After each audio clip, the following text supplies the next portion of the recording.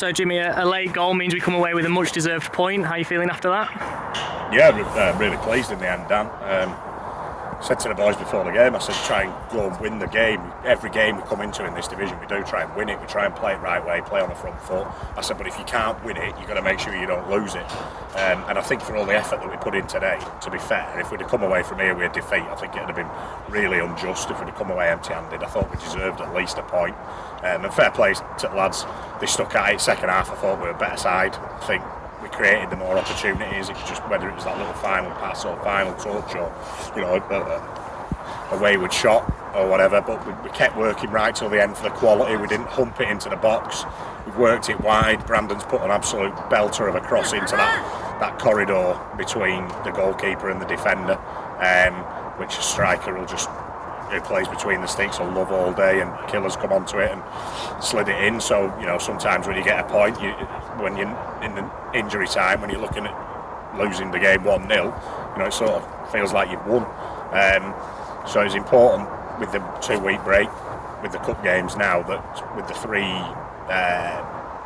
wins we've had in the league, that we made sure we built on it today with at least a point. And I thought it's a tough place to come. They're a good side, decent setup to be fair. So although we would have liked 3, I think it's a good point in the end. And you know, I thought all the lads played well again. So we'll take it and we'll move on. So Charnock scored just before half time. What did you say to the players at the break? Yeah, we spoke about every goal. You can pull every goal apart, can't you? There'll always be something you could have done better in the build-up to it. And we spoke about what we should have done better, but there was no great panic at half-time. I just said to him, I said, look, a lot of the stuff that you've done's been good.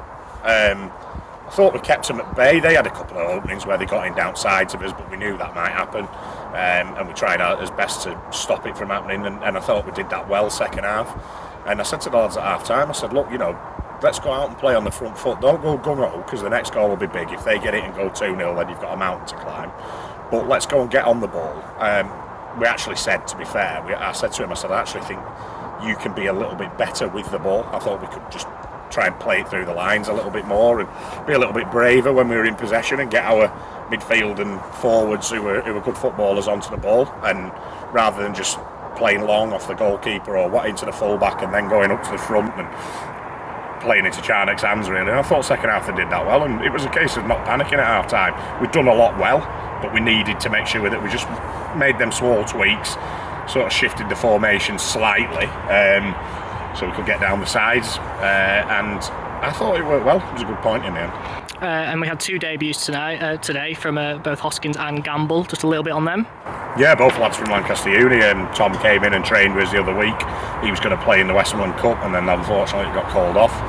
He came on at right back, and from what I saw in training and what I saw today, he looks really assured, good athlete, good footballer, and James Hoskins in that I thought he was really good with everything that he had to do. I think he'll be the first to admit, I don't think he had a major amount of shots to save. And that's testament to the way we defended and the way we played, but everything he did, his handling, his kicking, fantastic, real good goalkeeper. I thought both of them were really good. And as you touched on, so we have a rare midweek off before back-to-back cup games. Will you be grateful for that break from the league, or would you rather keep the momentum going? It's funny, Gary from Radio Cumbria has just asked me the exact same question. Yes and no. I think when you're in a rich vein of form, it's always nice to keep playing, and I like the midweek games. I love a Tuesday, Wednesday night game, whether it be at home or away.